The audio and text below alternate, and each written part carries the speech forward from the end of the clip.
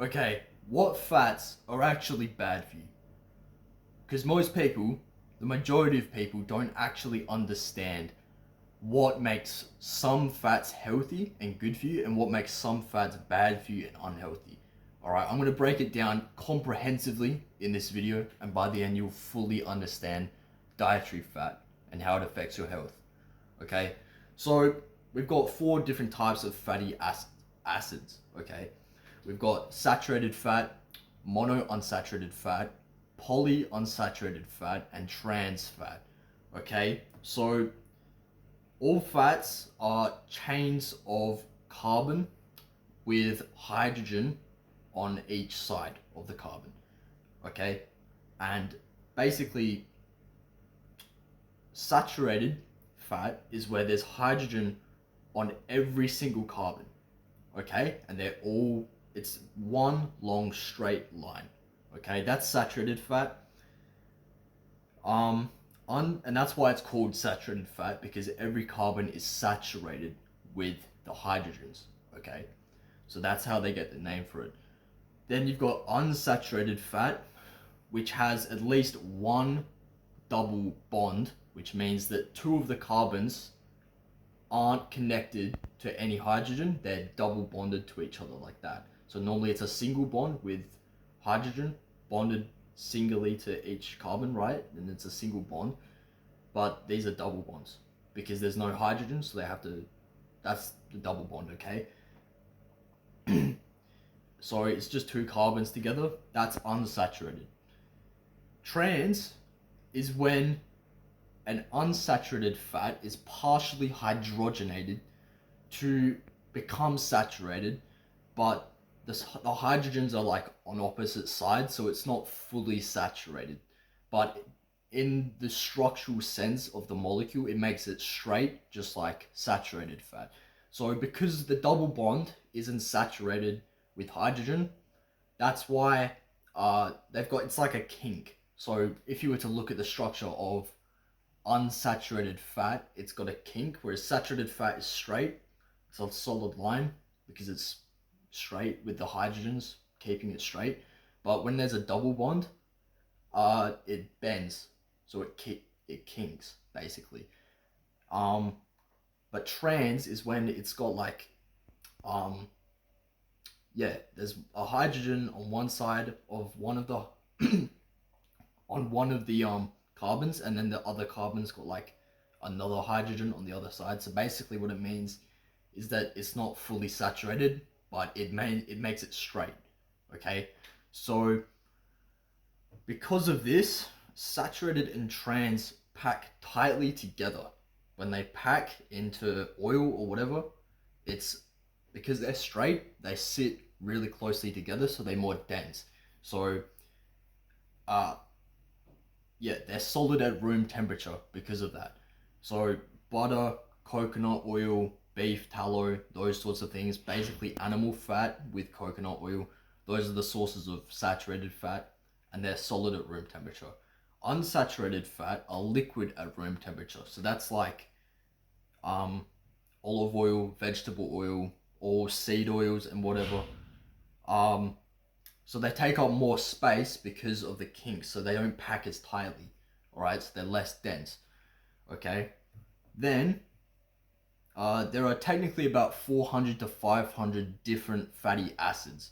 Alright, and what makes it a unique acid is like how many carbons and the amount of double bonds, basically, and the position of the double bond. Every time that one of those factors is different, that makes it a new fatty acid. Okay, so, but despite there being 400 to 500 that are present in nature, there's only about 25 that are common in human diets. So with polyunsaturated fat, they are the omegas. So you've got omega-3, omega-6, omega-9. I don't know if there's other omegas, but basically omega-6, 9, and omega-3. Okay. And it just represents the position of the double bond in the chain. So like omega-3 would have it like 3 positions from the end, whereas omega-6 is like 6 positions or something. So yeah, it just represents where the double bond sits in the chain, okay? So what makes it healthy or unhealthy? Now that you understand the structure and the structural differences, well, you might have heard that saturated and trans fat are bad and that unsaturated fat is good for you. But that isn't true. It isn't true. The only reason this has been claimed by dietitians and doctors is because of cholesterol. So you all know what cholesterol is. It is like a fatty molecule, essentially. It's half fat soluble and half water soluble, so it can kind of like travel in different. It basically is able to cross the barriers of all your cells and stuff. That's why it's so important. So the thing with cholesterol is it's actually good for you. In every single cell, it has cholesterol. Every cell in your body has cholesterol in it. All right, it's a necessary part of your body. Okay. Your brain, by weight, is at least 10% cholesterol, up to like 25%, I think, or something like that. So your brain is a huge percentage cholesterol. Considering how big your brain is, like at least a kilogram, that's a lot of cholesterol. All right. So your brain is made of cholesterol. In your blood, cholesterol is used to transport antioxidants and nutrients to clean up damaged cells and oxidative stress. All right. That's LDL. I think LDL is like low density lipoprotein, which is a form of cholesterol that your liver makes to go to damaged sites and help carry nutrients to, say, if you have like some inflammation in your blood vessel, it will send the LDL to there to help clean it up and deliver nutrients, all right? And HDL basically takes the damaged particles and like helps recycle it, okay? So it's in, yeah, that's what it does. It's so important as well that your own body makes it, all right, if you don't eat it. In most people, 75% of the cholesterol that you have in your body was made by your liver, okay? And your body tightly regulates it. People have consumed extremely high amounts of cholesterol in experiments like eating like 30 eggs a day or something. Like really high amounts of cholesterol, like several grams daily, and haven't had any measurable change in their blood cholesterol after months, okay? So eating more cholesterol doesn't even affect your blood cholesterol. Doctors just assumed that it would. They just thought, oh, okay, hang on, so we'll get to that. They advised against eating cholesterol or saturated fat because saturated fat can be used to make cholesterol, okay? But why would they advise against it? Well, because people with atherosclerosis, which is like blood, like your blood vessels are inflamed and stuff, and clogged and stuff, heart disease, heart attacks, and stroke, had higher levels of cholesterol in their blood, especially LDL. But the reason that they had higher levels of cholesterol in their blood wasn't because they were eating more cholesterol.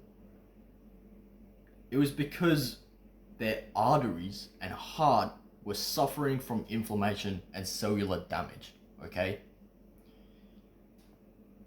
Cholesterol is literally there to help clean up, all right? It's there to deliver nutrients to help clean the damaged cells, all right? And then the HDL cholesterol is there to help transport the damaged stuff back and recycle it, okay, to clean up, okay? So, yeah, it delivers nutrients and antioxidants to help heal it and protect it from more oxidative damage, okay? So it's literally there to help protect you, okay, and to heal you.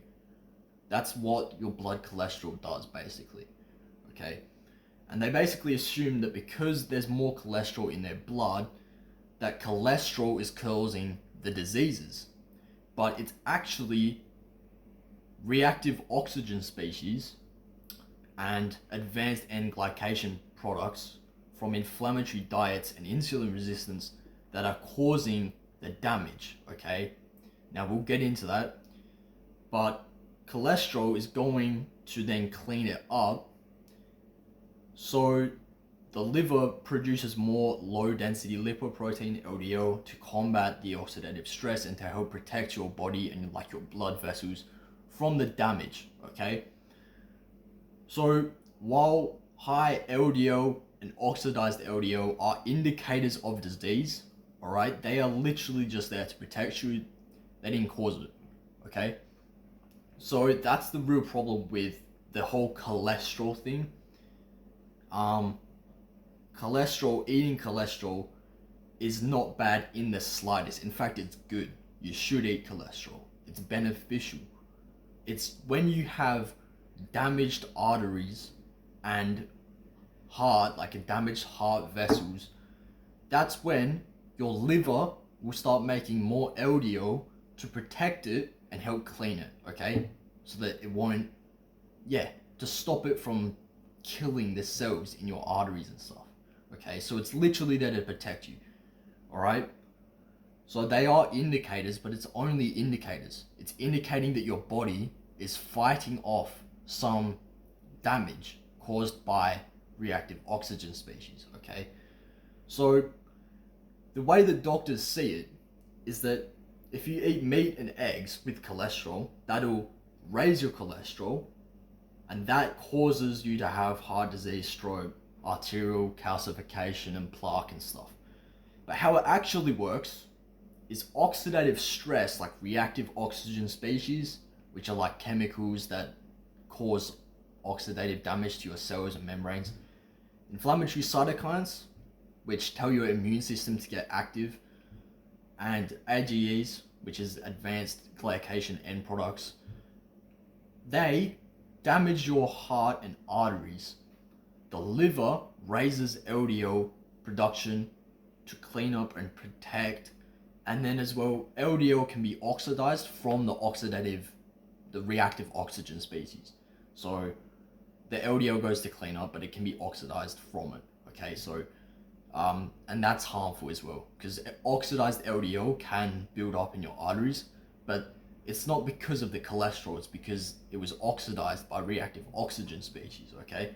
So basically your arteries get plaque, and then you get higher blood pressure, and all these other diseases occur, not because of cholesterol, because you have inflammation and higher reactive oxygen species, right? And now we're gonna get into why you have that, okay?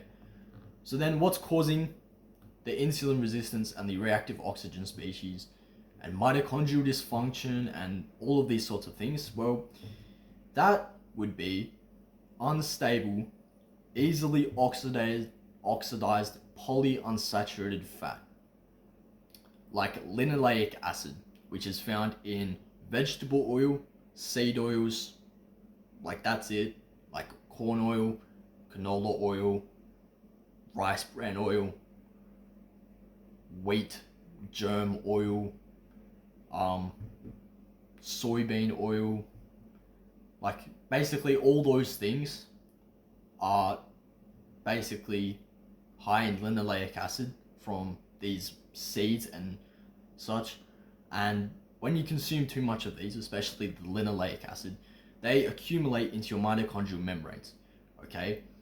Linoleic acid is less dense and less stable than saturated fats or more saturated fats. It's got multiple unsaturated bonds, that's why it's a polyunsaturated fat, and it gets rapidly oxidized, okay? Which produces free radicals and reactive oxygen species, such as hydroperoxides, HODEs, epoxides, diols, and aldehydes. These are all the chemicals that basically cause oxidative stress and damage to your cells and your membranes, okay? This is created from linoleic acid, which oxidizes really easily because those double bonds that I told you about before, those double bonds are vulnerable to oxygen coming in and oxidizing and breaking the molecule into other chemicals, okay? So saturated fat doesn't have that. You can't really oxidize the saturated fat because it's saturated with a hydrogen, so it's being protected. It can't really be damaged, right? It would take a lot. I'm not even sure if it can be, okay? You need some other chemicals to do reactions to it, okay? But oxygen and reactive oxygen species can't oxidize the saturated fat. And even like monounsaturated fat is still significantly more stable than polyunsaturated fat, okay? So all of those chemicals that I just listed, all right, they basically are all super reactive, and they damage your DNA, they damage proteins, and they damage cell membranes and mitochondria, okay? And they impair ATP synthesis, so energy production in your mitochondria, okay? They inflame the endothelium, which is your blood vessels, and severely damage them. That's why your LDL goes up, because now you've got to protect your endothelium, your blood vessels, from the damage being caused by the reactive oxygen species, okay? They directly interfere with insulin signaling in the cell membrane, and they significantly raise inflammatory pathways and cytokines, which is like signals to activate your immune system to help protect your body, okay? That's what inflammation is, okay? So in the mitochondria, once accumulated in the membranes, the linoleic acid, their lower stability and higher fluidity, because remember how they're bent, they're kinked like that, they are less stable, they're easily prone to oxygen coming in and breaking them off into these toxic chemicals, and they're more fluid. So they reduce the strength of the proton gradient, which is like part of the mitochondria, how it makes ATP. They reduce the strength of the proton gradient because it's a weaker membrane. So basically, like, protons get moved around. That creates like an electromagnetic like polarity. Basically, it's like magnetism, and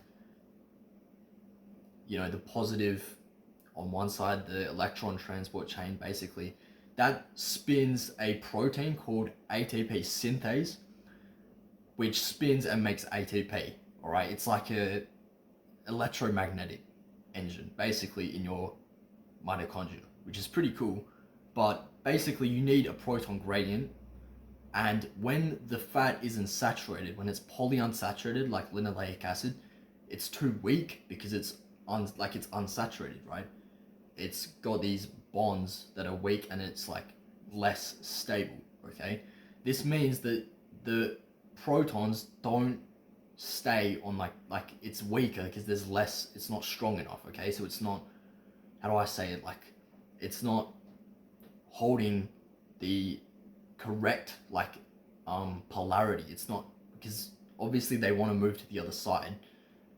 It's not strong enough, so basically the protons move back, and that like weakens the gradient. So when it means that the electron transport chain won't work as well, which means that you won't spin the ATP synthase fast enough for you to create enough ATP. Okay, so that directly impairs ATP synthesis. It allows electron leak, which reduces ATP production. So, and as well, the toxic chemicals that we talked about before create, once they're oxidized, they physically bind to amino acids and molecules in the actual ATP synthase. So that thing that spins and creates ATP, it physically attacks it and oxidizes and damages it, so that it makes it significantly less effective, okay? So you create less and less ATP. But saturated fat, like palmitic acid, stearic acid, they're fully saturated. They don't do that because they don't oxidize, for one, and they're more dense and they're more stable, okay? So none of that would occur if in a diet with low linoleic acid and polyunsaturated fat in general. With a diet high in saturated fat and very low in linoleic acid and polyunsaturated fat, you won't accumulate it in your cell membranes. Your cell membranes will just be saturated, which means that the proton gradient will be very strong. There will be no electron leak, and then the ATP will spin really fast. It won't be damaged by reactive oxygen species, and you'll create really high amounts of ATP, okay? So you get more cellular energy and your whole body functions better, basically, okay? So these reactive oxygen species and toxic compounds physically damage the insulin receptor and significantly block its function.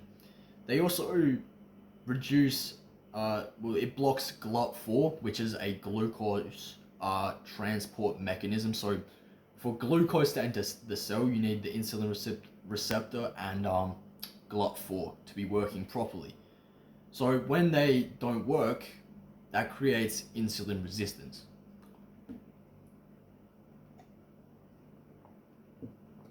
And in our modern world, insulin resistance really is the root cause of all modern chronic diseases, okay? So you no longer respond to insulin properly, and this creates hyperglycemia because basically in insulin resistance, your muscle cells and your liver, those two types of cells, those two tissues, absorb most of the glucose in a healthy person, okay? When you eat carbs, when you eat any sort of carbs, any sugar, they absorb it because they're super sensitive to insulin, and they use the most energy and they store glycogen, okay? But in insulin resistance, when you damage these cells, they don't respond to insulin because insulin's what tells your body to absorb the glucose from your bloodstream. Insulin lowers your blood sugar by getting your muscle and your liver to absorb it and store it or use it, okay? When these don't absorb it, now you get hyperglycemia because when you eat the carbs, like if I eat some bananas or whatever, right? That goes into my bloodstream, the glucose, but my muscles don't absorb it, my liver doesn't absorb it. And yeah, now when you have hyperglycemia, like in diabetics or in insulin resistance even, that raises oxidative stress more because you create more advanced glycation end products, which is basically glucose or fructose can basically react with like proteins and stuff, and they create these things called AGEs, advanced end glycation products. So that is damaging your cells. It damages like your collagen and stuff. That's part of why older people have more wrinkles and stuff, because the AGEs damage your collagen and stuff.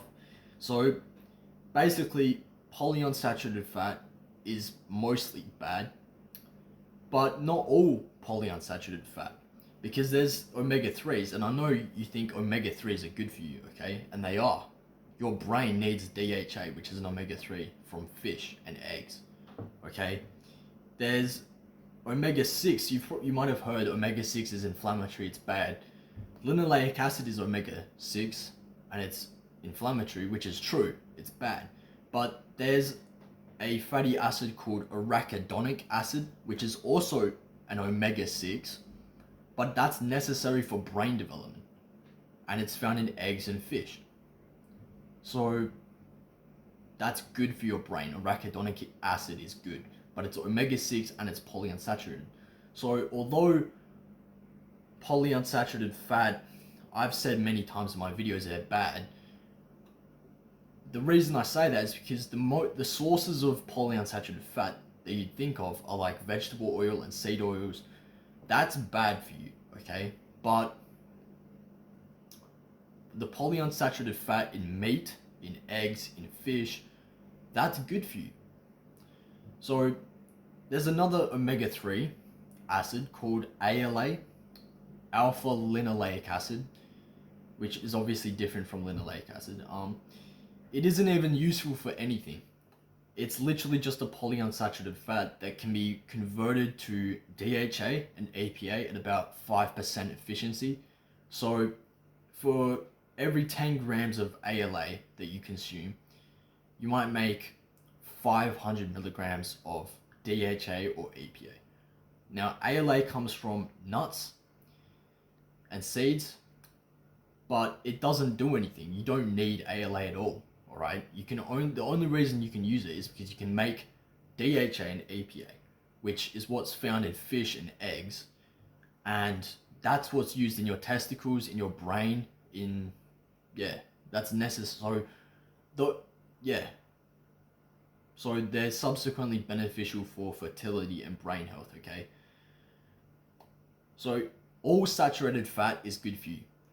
So you've got short chain fatty acids like butyrate, they're saturated, which is anti-inflammatory.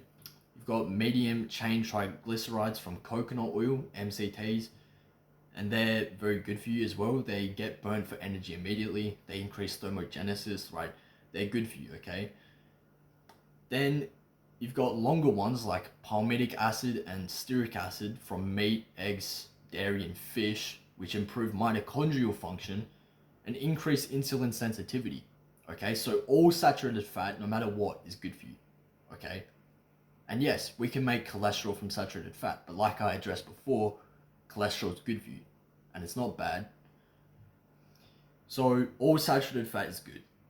Then you've got monounsaturated fat is good for you as well, okay? From avocados, from olive oil, and from animal foods, like meat is also got unsaturated fat, monounsaturated fat, okay?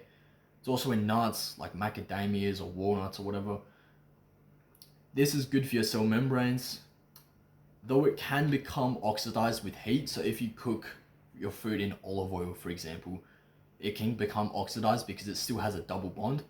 So oxygen can still come in, but it's significantly more stable than seed oils or polyunsaturated fat, okay?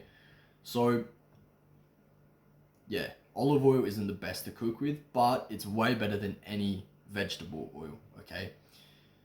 And then finally, we get to trans fat. Remember how I said that saturated and trans aren't necessarily bad for you? Well, I remember hearing years ago that trans fat is the worst thing ever. You should never eat trans fat. Well, there's two types of trans fat. We have to be very specific here, okay? You've got industrial trans fat and you've got ruminant trans fat. So industrial is partially hydrogenated vegetable oil or seed oils. So they basically try to make it saturated. This is what's in margarine and stuff, is saturated trans fat, because some of the fat becomes fully saturated, but some of it just stays like partially hydrogenated. So hydrogenated is like they're using hydrogen to make it, to change the structure of the fat to make it saturated. And margarine was like this replacement for butter, and it had high amounts of these industrial trans fats like allylic acid and translinoleic acid and transpalmitoleic acid. Those three fats are trans fats that are found in industrial sources, okay? Partially hydrogenated. So they are extremely harmful and toxic, okay? They do the exact same thing as linoleic acid by basically creating reactive oxygen species, inflammation, and oxidizing easily and damaging mitochondrial and cell membranes, okay? They do the exact same thing as linoleic acid. So they are bad. However, ruminant trans fat. Ruminants are like cows, sheep, deer, whatever. Basically those sorts of animals that have 4 stomachs and eat grass and plants, goats, whatever. You can get trans fat from ruminant dairy and ruminant fat, okay? So beef, sheep, goat, etc. There is a fatty acid called CLA, conjugated linoleic acid, and vaccinic acid, which do not increase reactive oxygen species and inflammation. They don't weaken membranes. Instead, they improve metabolic function, okay? CLA increases fat oxidation, and it increases mitochondrial biogenesis, which means you make more mitochondria. So you burn more fat, basically. It helps you burn fat for energy, okay? The key determining factor at the end of the day, what makes fat healthy or not, is actually the source, in my opinion, from what I've seen here. It's how we evolved, okay? So fat from seeds like soybean, canola, rice bran, wheat germ, sesame, vegetable oils, etc. is bad and unnatural, okay? We didn't consume them, let alone in high amounts. Like maybe if we lived in a forest with acorns, we would have eaten acorns, and the acorns would have had like a tiny bit of like some polyunsaturated fat or whatever, right? We've evolved to eat some of that, okay? But things like soybean oil, like you know how concentrated that is? Soybeans aren't very fatty, okay? You have to really isolate all of the oil out of that. Like it's so concentrated. Like the amount of corn oil, like you don't even realize corn doesn't really have any fat, does it? But it has a tiny amount. And when you basically get in a massive industrial like machine and you squeeze the fuck out of it, you can get a tiny bit of oil, okay? Tiny bit of fat will come out, and that is corn oil. And yet there's people fucking consuming it in high amounts. Like the amount of corn you would have had to eat just to get that amount is like ridiculous, okay? So anyway, we didn't consume any of it until about 70 to 80 years ago, okay? So it's not natural. We haven't evolved. 80 years isn't enough to fucking evolve for that, okay? So fat from fruit is healthy. If you haven't noticed, coconut fat, coconut oil, cacao, like in chocolate, olive oil, avocado oil, they're all fruits, okay? And we evolved to eat them, okay? Obviously, humans are evolved to eat some fruit, okay? So, and then fat from seafood and animals is of course the best, okay? So you've got butter, beef tallow, egg yolks, fish, seal blubber, like things that we would have naturally hunted in different environments, okay? Basically any animal fat is good for you, okay? But there is a caveat. Poultry and pigs in the modern world, not always, not for very long, okay, but nowadays poultry and pigs are fed grains and feed from corn and soy, okay? So corn and soy are bad, right? They have those fats that are bad for us, okay? The linoleic acid and such. And because they are monogastric, okay? They're just like us. They have one stomach, whereas cows have got four, sheep have got four, goats have got four, okay? So they're ruminants, but monogastric animals like pigs and chickens are fed really cheap feed from corn and soy, okay? And the corn and the soy fat accumulates in their body fat, okay?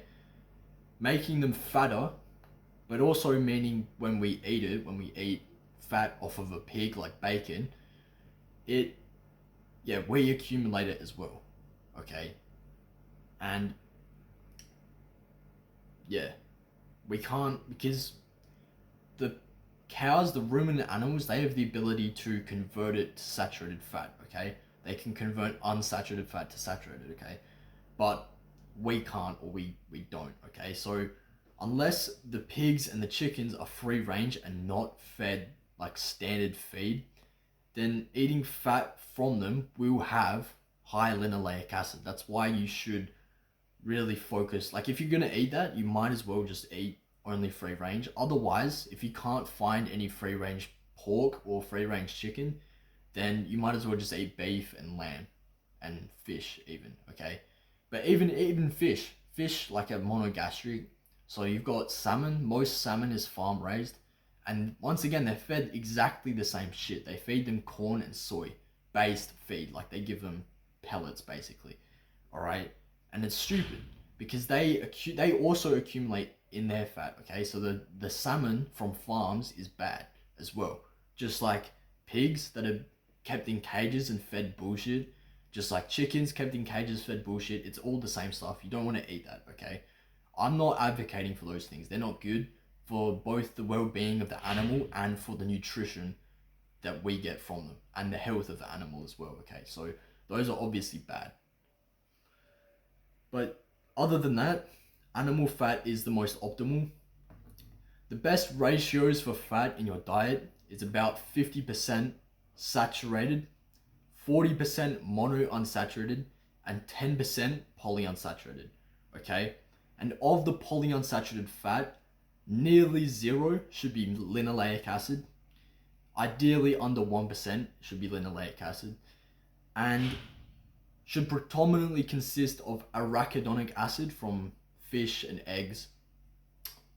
And yeah, the reason you need arachidonic acid is, like I said, for your brain, but it also influences muscle hypertrophy. So building muscle, arachidonic acid is beneficial for muscle growth, okay?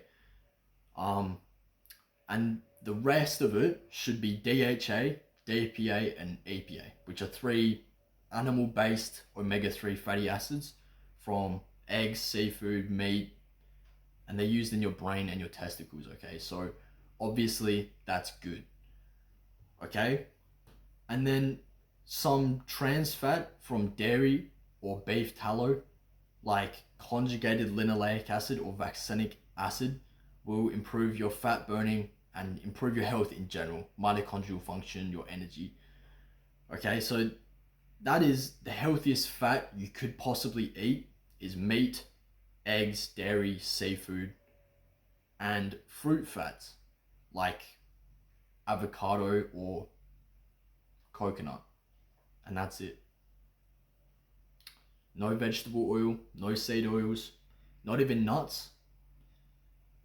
Nuts have got omega-3, but like I said, they've got ALA, which isn't useful at all. So yeah. I hope this helps you, bro. That's extremely comprehensive. That's basically everything to do with dietary fat. I wrote like a full fucking, like an essay on that. Alright. I researched everything, of course. It's not made up. And yeah, I hope this helps you. I hope from now on, if you're currently using seed oils or anything, chuck that shit out. Please chuck it out. There's no use for it, okay?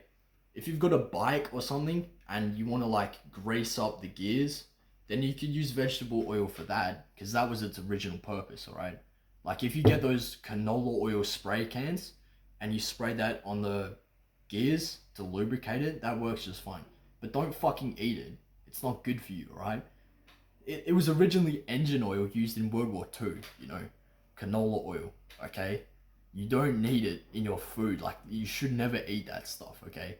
They were literally growing canola, alright, for the sake of, like, the military engines, like, in the tanks and whatever, like, all the cars and stuff, that around World War II. And then after that, they decided, oh shit, we've got all these fucking fields full of canola, but we don't have a water fight anymore, so what are we gonna do with it? Well, how about we just sell it to people for food? Like, we'll make it, people buy this and convince them that it's good for them. It's not good for you. Don't fucking eat it. Okay, so yeah, I hope this helps you. I hope your diet improves. I personally cook everything in butter. Butter's like the best in my opinion, but cooking in coconut oil is good. Beef, tallow, whatever. As long as it's saturated and it's good like that, then you can cook in it, okay? So yeah, if you want to lose fat and lose fat quickly, I have a community you can join and you will lose fat very quickly. There's a course in there. I'll personally be coaching you, and yeah, that's that. I'll help you there. So if you're fat, please join that community. I'll help you. And if this video is good, if you like this video and it's educational and you've learned something, then please subscribe, because I'm just going to keep making more and more educational videos to help you transform and improve your health, okay? So yeah, thank you for watching and good luck, bro.